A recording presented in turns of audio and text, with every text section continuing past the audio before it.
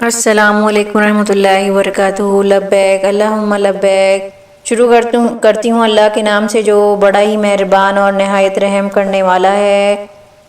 یا رحمان یا رحیم مالک القدوس السلام ذو الجلال والاکرام۔ آج ہم سورہ فاطر کی آیات کو سامنے رکھیں گے اور پھر ہم اپنی زندگی کے مسائل اور اپنی زندگی کی حقیقت اور ڈپریشن جیسی جو چیزیں ہیں ہمارے ہر کسی کی زندگی میں شامل ہے تو ہم اس کے اوپر بات کریں گے۔ سورہ فاطر کے اندر آیت نمبر 15 ہے جس کو ہم فوکس کریں گے اور اس کے اوپر بات کریں گے۔ یا ایھا الناس انتم الفقراء الی اللہ واللہ هو الغنی الحمید۔ اس کا جو ورڈ ٹو ورڈ ترجمہ ہے پہلے میں وہ بتاتی ہوں آپ کو۔ یا ایھا اے الناس لوگوں، انتم تم فقراء فقیر، الی طرف اللہ اور اللہ ہوا وہ غنی ہے، بے پرواہ ہے اور حمید ہے، تعریف کیا گیا۔ اب ہم اس کی ٹرانسلیشن کو دیکھتے ہیں یعنی کہ ترجمے کو دیکھتے ہیں۔ لوگوں تم سب خدا کے محتاج ہو اور خدا بے پرواہ اور سزاوار و حمد و ثنا ہے۔ اس کے اندر انسانوں کو جو ہے نا یعنی کہ تمام انسان اس کے اندر شامل ہیں، وہ ضروری نہیں ہے کہ وہ مسلمان ہی ہوں۔ اللہ تعالیٰ جب الناس کہتا ہے اگر ہوتا ہے تو مومنین، اگر صرف اور صرف مومن کی بات ہو رہی ہوتی ہے تو اللہ تعالیٰ اپنی جو آیت ہے یعنی کہ جب وہ کسی کو مخاطب کرتا ہے تو اس کے اندر وہ مومن کا ورڈ یوز کرتا ہے، ایسے الفاظ یوز ہوتے ہیں۔ اس کے اندر تمام انسانیت سے بات ہو رہی ہے۔ اس کے اندر اللہ تعالیٰ کہہ رہا ہے کہ آپ کو جیسے پتہ ہے کہ اللہ تعالیٰ نے انسان کو اشرف المخلوقات بنایا ہے، یعنی کہ اللہ تعالیٰ نے جو انسان ہے اس کو جتنی بھی اس کی مخلوقات ہیں دنیا میں، کیڑے مکوڑے، دنیا کی ہر پانی کے اندر جتنی بھی امتیں ہیں اور زمین کے اندر حشر ہے، جتنے بھی ایسی چیزیں ہیں ہم سے بلند ہیں، ہم سے بلند نہیں ہیں، ہم ان سے بلند ہیں۔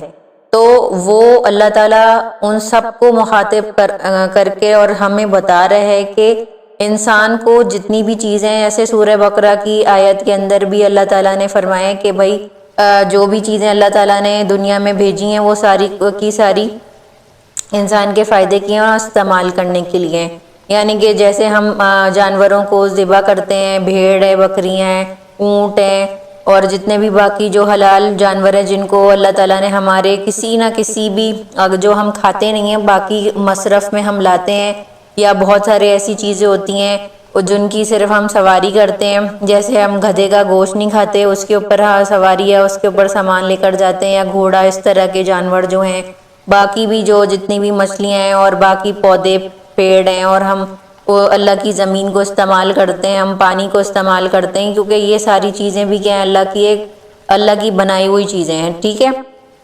اللہ نے ان کو تخلیق کیا ہے اور اللہ تعالیٰ ہی کی جو چیزیں ہیں اور جتنی بھی اللہ تعالیٰ کی رحمتیں نعمتیں وہ ساری کچھ ہم ان کو استعمال کرتے ہیں اپنی زندگیوں میں اور ان سے فائدہ اٹھاتے ہیں۔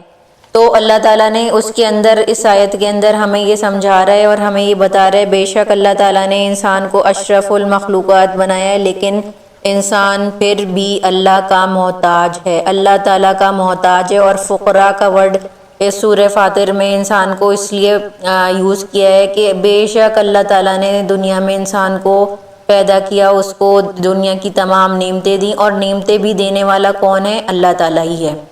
اللہ تعالیٰ نے اس کے اندر ہمیں یہ سمجھایا ہے کہ جیسے اگر کوئی بھی انسان کسی بھی انسان کو پیدا نہیں کر سکتا اور اللہ کی منشا نہ ہو، جیسے بیسکلی یہ ہوتا ہے کہ ہمیں پتہ ہے کہ انسان کی تخلیق ایک نطفے سے ہوتی ہے اور ایک گندے پانی کی بوند سے ہوتی ہے، اور اللہ چاہے تو وہ نطفہ گندا پانی نطفے میں بدلے، لوتھڑے میں بدلے، نہ بدلے، اللہ کی مرضی ہوتی ہے۔ اگر اللہ کی مرضی نہ ہو تو وہ نطفہ بھی بے بس ہے اور انسان تو ہے ہی بے بس۔ تو جب جو ماں ہوتی ہے وہ اپنے بطن کے اندر اس نطفے کو 9 مہینے رکھتی ہے، پھر وہ اعضاء بنتے ہیں، پھر وہ ایک جان آتی ہے اس کے اندر، اور پھر وہ ایک پورا کا پورا انسان ہو جاتا ہے۔ اور پھر بھی کوئی بھی انسان اس کو لڑکا لڑکی نہیں بنا سکتا، اس کی خوبصورتی، اس کے اندر اس کے بال کیسے ہوں گے، اس کی آنکھیں کیسے ہوں گی، وہ ہمارے ہاتھوں میں نہیں ہوتا، وہ صرف اور صرف ہمارے رب سبحانہ تعالیٰ اللہ تعالیٰ کے ہاتھ میں ہے۔ تو اللہ تعالیٰ اس کے اندر ہمیں فقراء اس لیے ہی کہہ رہا ہے کہ اللہ تعالیٰ اگر بارش نہ برسائے تو زمین پہ آپ کے جو اناج ہے وہ نہیں اگے گا۔ اسی طرح سے کسی بھی دو جوڑے ہیں جن کی شادی ہوئی، اللہ اگر ان کو نہ اولاد دینا چاہے، ان کے پاس اولاد نہیں ہوگی، چاہے وہ 2 شادیاں کر لے، 3 شادیاں کر لے، اگر اللہ کو اس کو نہیں دینا تو پھر نہیں دینا۔ اگر کسی کو دینا ہے تو اس کے 12 بھی بچے ہوتے ہیں۔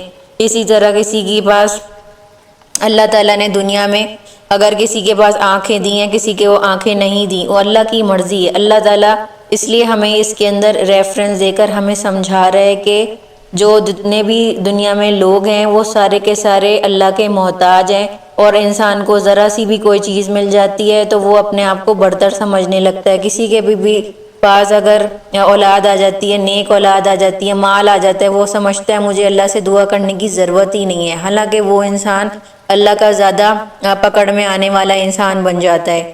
اور اللہ تعالیٰ اسی طرح سے جو اللہ تعالیٰ نے آزمائشوں میں بھی اپنی مرضی رکھی ہے، اور اللہ تعالیٰ کو پتہ ہے بہتر ہم سے حد سے زیادہ اس کی جو عقل ہے، فہم ہے، ہم تو اس کی پہنچ تک، اس کی جڑ تک بھی نہیں جا سکتے۔ اور اللہ تعالیٰ ہر انسان کو اس آزمائش میں ڈالتا ہے جس میں وہ آزمائش کو برداشت کر سکتا ہے۔ اللہ تعالیٰ کسی بھی انسان کو اس تکلیف میں نہیں، اس سے کی برداشت سے باہر کی تکلیف میں نہیں ڈالتا۔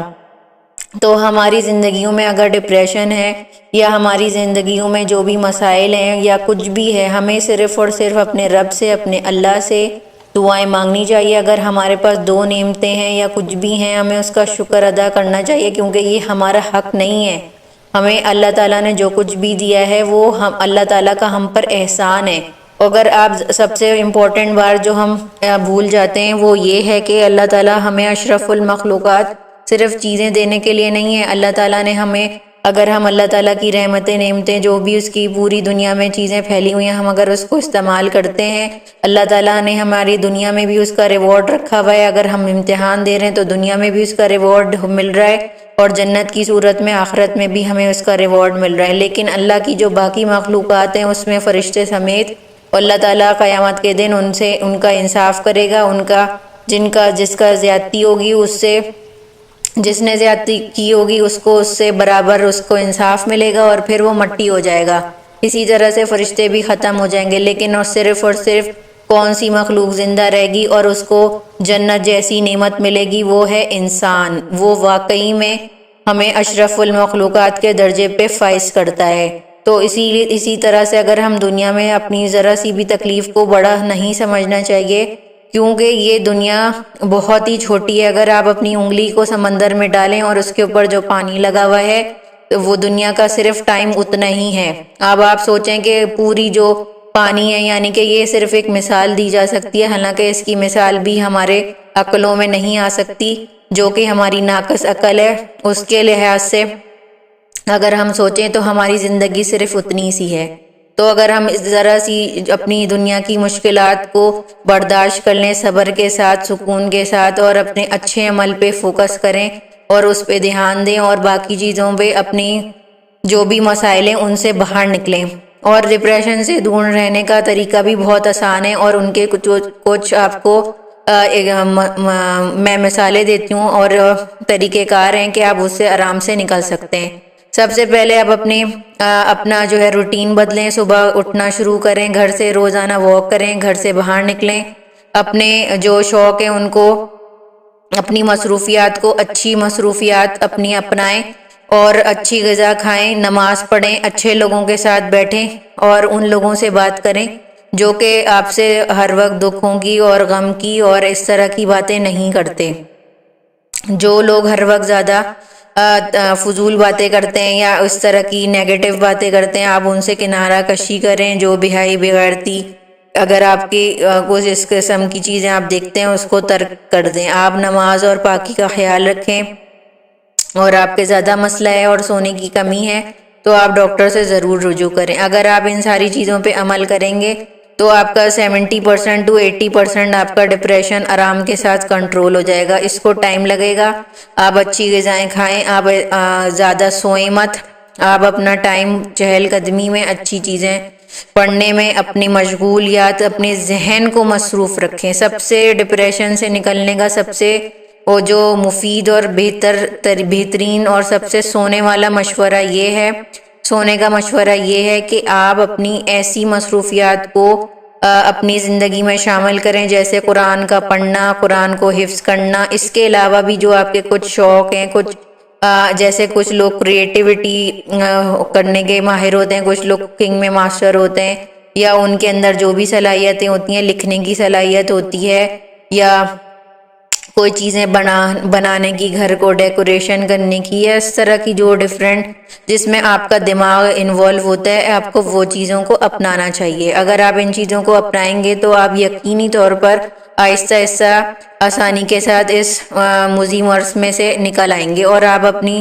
زندگی کو خوشگوار بنائیں گے اور دوسروں تک بھی یہ بات پھیلائیں. جزاک اللہ خیرن کثیرہ. میرے چینل کو لائک کریں، سبسکرائب کریں.